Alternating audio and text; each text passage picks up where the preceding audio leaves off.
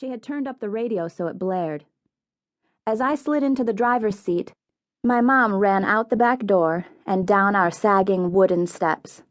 I reached over and turned the radio off. Abby glared at me, as if I cared.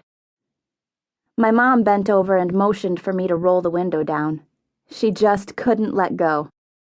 To her, more words were like a stay of execution, but they just made my heart pound faster.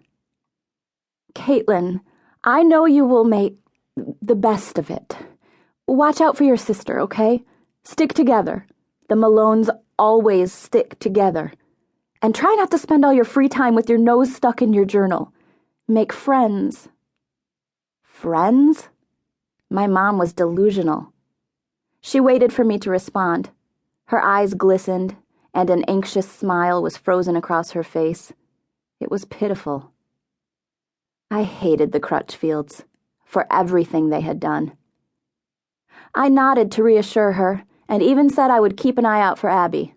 A lie. But I knew it made her feel better. She turned and walked back to the house, but then stopped a few steps away and whirled back around. "And remember, Kaitlin and Abby Hampton. Hampton. And it's not a lie, not really. You are Hamptons too. Remember that. It will just make things easier, right?" But it was a lie, no matter how you worded it. I didn't answer her. I couldn't. It seemed like the final, ultimate betrayal. But as my mom had explained, it would make things easier. Easier compared to what? Easier compared to the living hell we had already been through? I wondered sometimes what a normal life would feel like. More than wondered. I yearned for it. To simply be 17 and only worry about grades, dances, clothes, boys. Is that what normal 17-year-olds worried about? I didn't know. Abby leaned across my lap and yelled out the window, "Yes, Hampton, we got it, Mom. Gotta go." She tapped on the horn twice like she was issuing the final dismissal. I put the car in gear. Abby didn't mind being registered at school under our mom's maiden name. She had been using it all summer, in fact, since she joined the freshman soccer team. She had left Malone behind her like yesterday's dirty socks, waiting for a good washing before putting them on again. But a name is not like socks. Tossing it aside will not change who you are. I am a Malone, period. Even if my school records now say Hampton.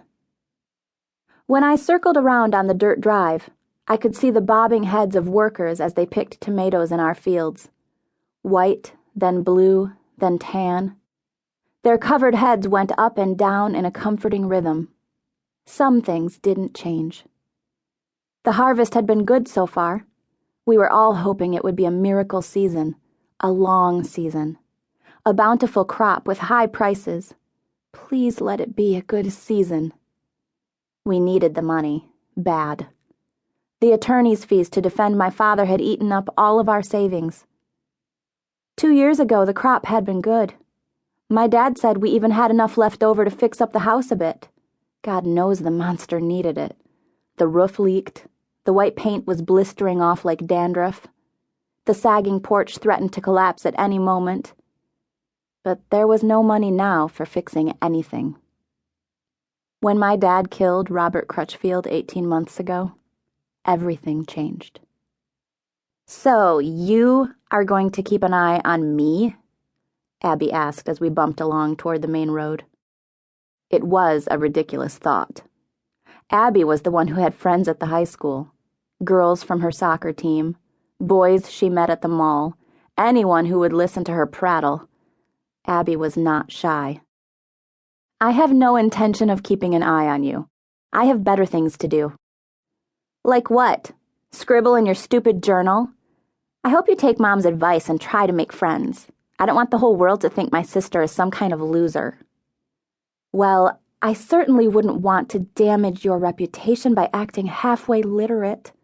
"Oh, excuse me. That's too big of a word for you to understand, isn't it?" Abby shut up. But I almost missed the banter. It distracted me from the